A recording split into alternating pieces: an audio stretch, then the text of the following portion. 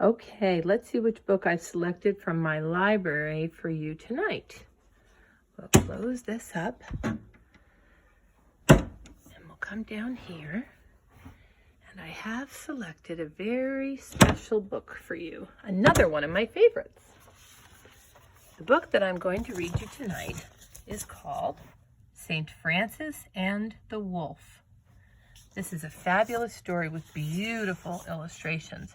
This was given to me by a friend of mine, and you can see here the author is Jane Langton, and it's illustrated by, it looks like Ilse or Isle or Ilse Plume. All right, let's see what this story has to say to us tonight. You can look at these beautiful illustrations. Once, a long time ago, a great wolf prowled around the town of Gubbio, clawing at the gates by day and howling below the wall by night. The people of Gubbio were frightened.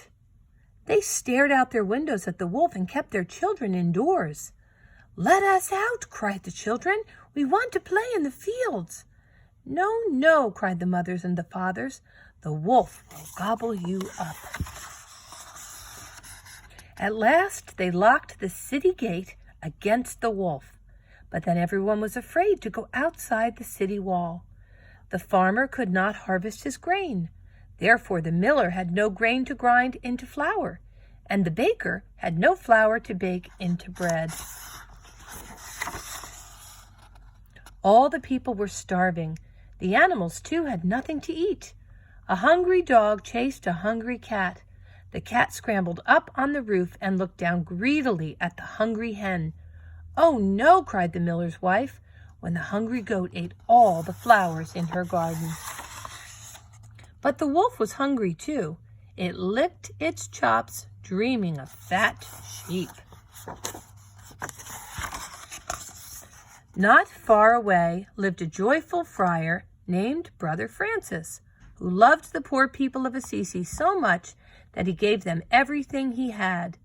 Thankfully, they called him Il Poverello, the little poor man of Assisi. Brother Francis also loved the humble beasts of the farmyard and the wild creatures of the forest. Even the birds, people said, gathered around him to sing.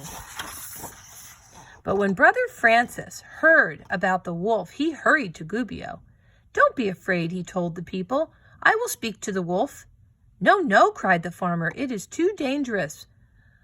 But then he thought about the uncut grain in his field and fell silent. "You must not go," cried the miller, but he remembered his silent grindstone and said no more. "The wolf will eat you up," warned the baker's wife, holding her baby close in her arms. But the baker thought of his empty oven and said nothing. "Don't worry," said Brother Francis, as he opened the city gate and went out to look for the wolf. "I am not afraid." All the people of Gubbio ran to the city wall to see what would happen to Brother Francis. Would he kill the wolf? Would the wolf eat him up? The baker shook his head and whispered, "He is a fool." "No, no," cried the miller, "he is a saint." But the farmer murmured sadly, "Fool or saint, he will surely die." Everyone watched fearfully as Brother Francis walked calmly across the valley to the little church in the field, the Chiesa della Vittorina.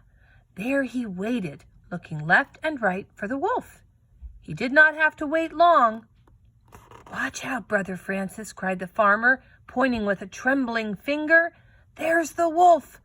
The miller groaned and covered his eyes. The baker's wife wept because the teeth of the wolf were like daggers. She screamed, "Run, blessed one!" But Brother Francis did not run. When the wolf rushed at him and opened its terrible jaws, Brother Francis stood still and held out his hand. "Come here, Brother Wolf," he said softly. At once the wolf stopped in its tracks. As gently as a lamb, it came to Brother Francis and bowed its shaggy head. "Brother Wolf," said Brother Francis, "you have frightened the people of Gubbio. You have become their enemy." The wolf put its tail between its legs as if it were ashamed. "Now, Brother Wolf," said Brother Francis, There must be peace between you and these good people. If you promise to do them no harm, they will feed you as long as you live." The wolf wagged its tail. "Do you promise, Brother Wolf?" said Brother Francis. The wolf lifted its paw and laid it gently in the hand of Brother Francis. That was its promise. Watching from the city wall, the people of Gubbio rejoiced. Church bells rang, and there was dancing in the street. The children laughed, the dogs barked, the cat came down from the rooftop, the rooster crowed, the hen cackled and laid an egg, and the goat licked the petals caught in its beard.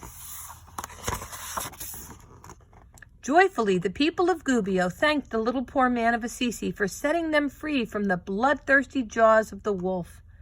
Brother Francis blessed them and went away. At last, the farmers could reap the grain in their fields. Once again, the grindstone of the miller thundered and ground the grain into flour, and at last the baker fired up his oven and baked the flour into bread. Faithfully, the wolf kept its promise to Brother Francis, and so did the people of Gubbio. From that day on, the wolf was treated as a citizen of the town. It went in and out of the houses to play with the children and to be petted and fed. But after 2 years of friendship between the people of Gubbio and the wild creature of the forest, Brother Wolf died of an old age. Everyone mourned.